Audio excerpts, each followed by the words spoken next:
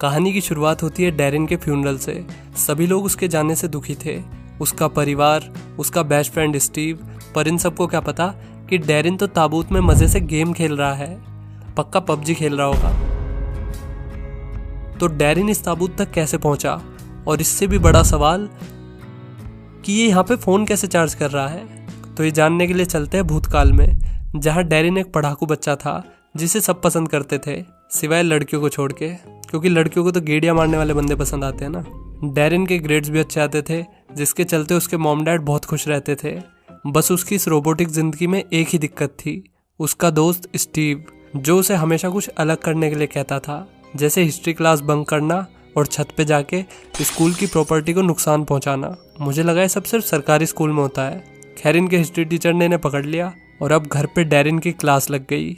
ये सब उस स्टीव की वजह से हो रहा है, तुम आज के बाद उससे बात नहीं करोगे। इसके बाद डैरिन के डैड ने ऐसी बात बोली जो दुनिया का हर एक बाप अपने बेटे से कभी ना कभी तो बोलता ही है, तुम्हें कॉलेज जाना है, नौकरी करनी है और फिर शादी करनी है। कॉलेज, नौकरी, शादी। और अंकल, इसके बाद क्या? खत्म। इन शॉर्ट, ज्यादातर पेरेंट्स अपने बच्चों को मालिक नहीं बल्कि नौकर बनाना चाहते हैं। इसका एक बड़ा रीजन ये भी है कि ज्यादातर पेरेंट्स अपनी बेटी का ब्याह नौकर से ही करना चाहते हैं, सरकारी नौकर। खैर, डैरिन को ऐसी जिंदगी नहीं चाहिए थी, इसलिए उसने अपने पेरेंट्स की वार्निंग के बाद भी स्टीव के साथ अपनी दोस्ती नहीं तोड़ी।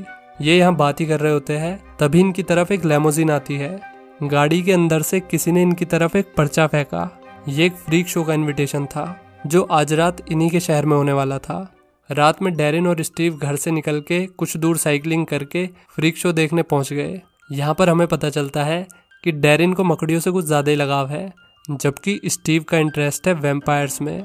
यहाँ पर इन्होंने टिकट लेने के लिए पैसे दिए, पर जब पर्दे के पीछे से टिकट नहीं आई तो स्टीव ने टिकट लेने के लिए हाथ बढ़ाया और तभी एक अजीब सा क्रिएचर उसके हाथ पे काट के भाग गया। हालांकि फिर उन्हें टिकट भी मिल गई। अब ये दोनों अंदर आ गए, जहाँ इनका स्वागत मिस्टर टॉल ने किया, जो शो को होस्ट भी कर रहा था और साथ में सिक्योरिटी गार्ड का काम भी संभाल रहा था। मिस्टर टॉल ने इनसे पूछा कि क्या तुम्हारी उम्र 21 साल है? इससे पहले स्टीव बोलता कि हम लोग यहाँ पर शो देखने आए हैं, ना कि तेरी बेटी से ब्याह करने। मिस्टर टॉल ने कह दिया कि कोई गल नहीं, आ जाओ तुसी। इसके बाद ये दोनों शो देखने के लिए बैठ गए। मिस्टर टॉल ने ऑडियंस का स्वागत किया और उन्हें दिखाया वुल्फमैन ने ऑडियंस में से एक लड़की का हाथ खा लिया, जिससे सबकी फटके 4 हो गई। लेकिन मिस्टर टॉल ने सबको शांत करते हुए बताया कि ये लड़की भी फ्रीक शो का हिस्सा है। लड़की ने दोबारा अपना हाथ उगा लिया। इसके बाद आयरन टीथ लेडी आई, जो अपने दांतों से कुछ भी तोड़ सकती थी। फिर आया 2 पेट वाला आदमी, जो कुछ भी खा सकता था, या को सुबह सुबह काफ़ी तकलीफ होती होगी। फिर आई madam Truska, she is beautiful. Madam Truska ने वॉलंटियर के लिए डैरिन को बुला लिया। जैसे उसने डैरिन को छुआ, उसे कुछ ऐसी चीजें दिखाई दी जो शायद आने वाले समय में होने वाली थी। इसके बाद मैडम ट्रुस्का ने अपने चेहरे पे बियर्ड उगा के ऑडियंस को हैरान कर दिया। लेकिन अपने एक्ट के बाद उसने शो को बंद करने के लिए कहा, क्योंकि उसने डैरिन के फ्यूचर में कुछ ऐसा देख लिया था जिसे देख के डर गई। मैडम के मना करने के बावजूद भी लार्टेन अपना एक्ट करने पहुंच गया। इस एक्ट में लार्टेन की जोड़ीदार थी उसकी मकड़ी ओक्टा। लार्टेन ने मकड़ी के साथ डांस करके लोगों को एंटरटेन किया। इसी बीच स्टीव ने लार्टेन को पहचान लिया। उसने लार्टेन को एक पुरानी किताब में देखा था और स्टीव के हिसाब से लार्टेन एक वैम्पायर है। तभी वहाँ शहर के कुछ लोग पुलिस को लेके आ गए। पोल्स आ गई भाई, पोल्स आ गई। इसी बीच डैरिन बैक स्टेज पहुंच गया, जहां ओक्टा मकड़ी पिंजरे में बंद थी। डैरिन को वो मकड़ी ज्यादा ही पसंद आ गई थी। उसने मकड़ी को पिंजरे समेत उठा लिया और फिर तुरंत छुप गया, क्योंकि वहां कोई आ गया था। ये लार्टेन था, जो किसी बुढ़े आदमी से बात कर रहा होता है। उन्हें हाइब्रिड वैम्पायर से खतरा था, जिन्हें वैम्पनीज कहा जाता है। तभी स्टीव वहां पर आ गया और कहने लगा कि मुझे वैम्पायर बना दो। मेरी जिंदगी में कोई नहीं है, मेरे डैड भी मुझे छोड़कर चले गए और मेरी मॉम सारा दिन नशे में रहती है। ये सब बातें सुनने के बाद लार्टेन ने उसे एक मौका दिया और उसका खून टेस्ट किया। हालांकि खून टेस्ट करते ही उसे पता चल गया कि स्टीव में हीमोग्लोबिन की कमी है, इसलिए वो वैम्पायर नहीं बन सकता, जिसकी वजह से स्टीव गुस्से में वहां से चला गया। तभी लार्टेन की नज़र उसकी मकड़ी पर पड़ी, जो वहां थी नहीं। इससे पहले वो डैरिन को पकड़ता, डैरिन वहां से भाग निकला। रोड पे आते ही उसे किसी ने अपनी कार में बैठा लिया। ये वही कार थी जिसे शुरुआत में दिखाया गया था। कार में 2 जने बैठे हुए थे, मार्लो और मिस्टर टाइनी। ये डैरिन से सवाल जवाब करने लगे, लेकिन उन्हें जल्दी समझ आ गया कि उन्होंने गलत लड़के को कार में बैठा लिया है। ये तो यहाँ पे स्टीव के लिए आए थे। खैर, उन्होंने डैरिन को उसके घर छोड़ दिया और उसकी साइकिल को तोड़ दिया। अगले दिन डैरिन ओक्टा को बैग में रख के अपने स्कूल ले आया। तभी स्टीव वहाँ गया। उसने ओक्टा को भी देख लिया। वो मकड़ी के साथ खेलने लगा कि अचानक उसके हाथ से पिंजरा छूट गया, जिससे ओक्टा वहाँ से भागने लगी। स्टीव ओक्टा को पकड़ने के बजाय उसे मारने की कोशिश कर रहा था। मकड़ी की वजह से स्कूल में अफरा तफरी मच गई। ओक्टा ने वहाँ सबको डरा दिया था और जब ओक्टा को लगा कि अब बस बहुत हो गया तो वो स्टीव के गाल पे पप्पी देके वहाँ से भाग गई। अब स्टीव मकड़ी के जहर से बेहोश हो गया।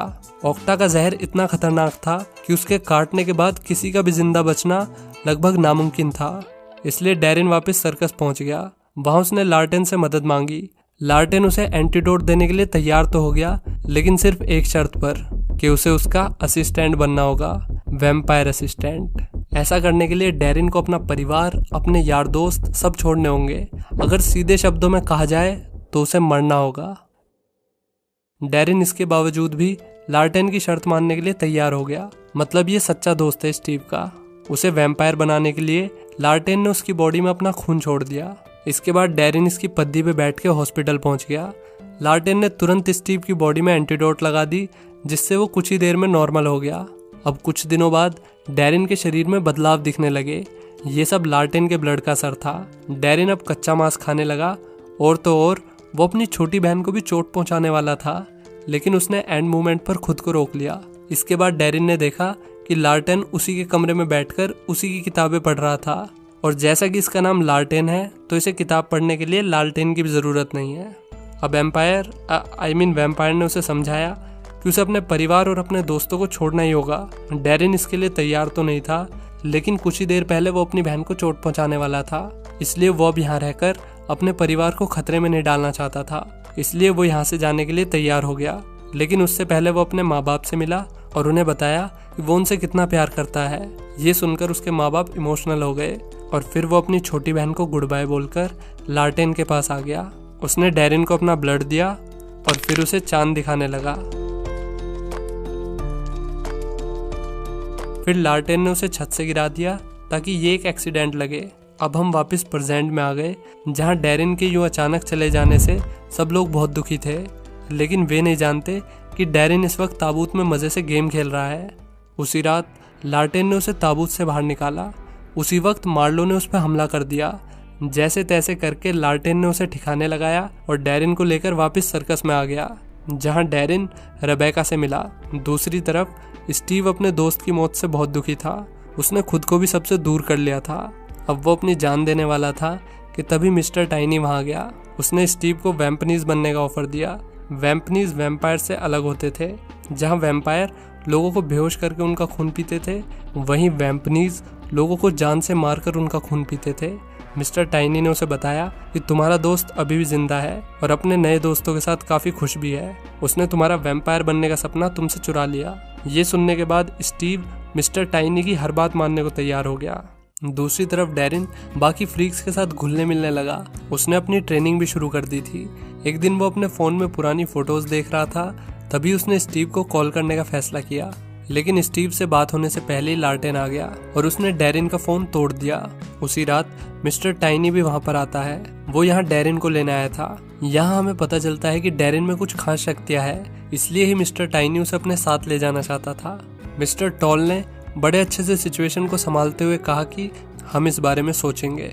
इसके बाद लार्टेन ने डैरिन को सावधान रहने के लिए कहा, क्योंकि डैरिन के ऊपर एक बड़ा खतरा मंडरा रहा था। इसलिए लार्टेन ने उसकी ट्रेनिंग शुरू कर दी ताकि मुसीबत के वक्त पे वो खुद को बचा सके। शुरू में तो डैरिन लार्टेन के सामने बहुत कच्चा पड़ रहा था, लेकिन धीरे धीरे उसके अंदर स्ट्रेंथ आने लगी। दूसरी तरफ मार्लो ने स्टीव को वैम्पनीज बना दिया, वो भी सिर्फ उसका हेयर स्टाइल चेंज करके। स्टीव का पहला शिकार और कोई नहीं बल्कि उसका हिस्ट्री टीचर होता है। इधर डैरिन को ताज़े खून की तलब उठ रही थी, इसलिए लार्टेन ने एक बंदे को बेहोश कर दिया। उसने बताया कि हम लोगों को नहीं मारते, बल्कि उन्हें बेहोश करके बस उनसे थोड़ा सा खून उधार ले लेते हैं। तलब उठने के बावजूद भी डैरिन उस आदमी का खून पीने के लिए तैयार नहीं हुआ। अगर लार्टेन लड़की को बेहोश करता तो शायद बात कुछ और होती। अब ये वापस कैंप आ गए। इनके आने के बाद यहाँ वेम्पनीज ने हमला कर दिया, जिस वजह से बहुत से लोगों की जान चली गई। ये बात तो साफ थी कि ये यहाँ डैरेन के लिए आए थे। फाइनली इन्हें डैरेन मिल गया, जो कॉस्ट्यूम रूम में रिबेका के साथ छुपा हुआ था। उसने वेम्पनीज से लड़ने की कोशिश की, मगर कोई फायदा नहीं हुआ। वो तो शुक्र है कि लार्टेन और बाकी फ्रीक्स टाइम से आ गए, जिस करके डैरेन बच गया, लेकिन मार्लो रेबेका को अपने साथ ले गया था। अब डैरेन किसी भी कीमत पर रिबेका को वापस लाना चाहता था। इसी बीच मिस्टर टाइनी ने डैरेन के घर वालों को भी किडनैप कर लिया, ताकि वो लड़के को जाल में फंसा सके। जब डैरेन अपने घर पहुंचा तो उसे वहां कोई नहीं मिला। मिस्टर टाइनी उसके लिए सर्कस का इनविटेशन छोड़ के गया था।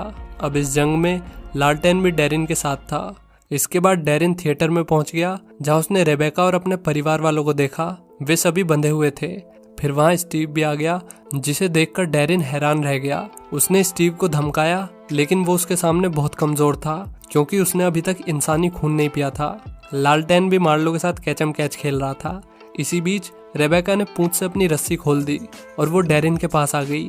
उसने डैरेन को अपना खून पीने के लिए कहा, लेकिन डैरेन ने मना कर दिया। पर जब रेबेका ने उसे अपना ब्लाउज दिखाया तो वो खुद को रोक नहीं पाया। इधर लार्टेन के कुत्ते फेल हो रखे थे, लेकिन फिर भी उसने हार नहीं मानी और आखिर में उसने मार्लो के सीने में खंजर घुसा दिया। डैरेन में भी अब 2 घूंट खून चूस के ताकत आ गई थी, जबकि स्टीव तो पूरे के पूरे बंदे चूस के आया था। फिर भी कोई फायदा नहीं हुआ। मिस्टर टाइनी दूर से ये सब देख रहा था। अब उसे लगा कि लड़ाई को यहीं रोक देना चाहिए, तो लड़ाई रुक गई। मिस्टर टाइनी ने अपनी जादुई शक्तियों से मार्लो को एक छोटा क्रिएचर बना दिया और फिर उसने डैरेन और स्टीव को उसके साथ चलने के लिए कहा। स्टीव तो मिस्टर टाइनी की पावर्स को देखकर बहुत इम्प्रेस था, इसलिए वो बिना सोचे समझे उसकी साइड चला गया। लेकिन डैरेन ने लार्टेन के साथ ही रुकने का फैसला किया। इसके बाद लार्टेन ने डैरेन के परिवार की याददाश्त मिटा दी, जिससे उन्हें आज की रात के बारे में कुछ भी याद नहीं रहेगा। आखिर में डैरेन वापस कैंप लौट जाता है, जहाँ सभी लोग उसका स्वागत करते हैं। इसी के साथ मूवी यहीं खत्म हो जाती है। सो कैसी लगी मूवी कमेंट में लिख के बताओ और वीडियो